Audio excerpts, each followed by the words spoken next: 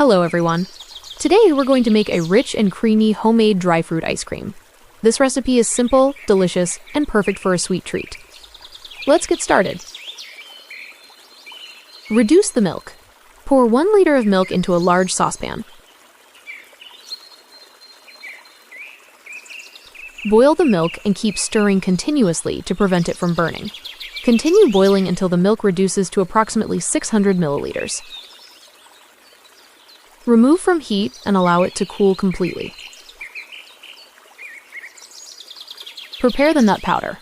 In a mixie or blender jar, add 100 grams of cashew nuts, 50 grams of pistachios, 50 grams of almonds, and 85 grams of sugar.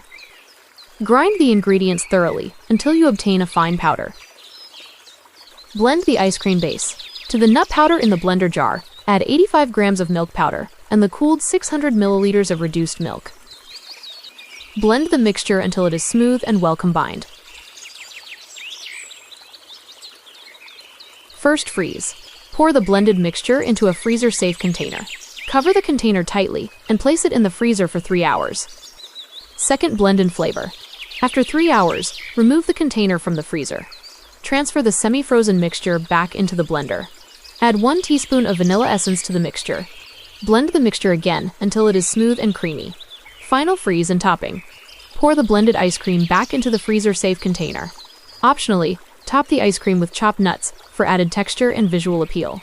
Cover the container and place it back in the freezer for another 4 hours, or until it is completely frozen. And there you have it!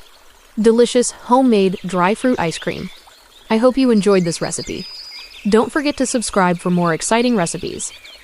Thank you for watching!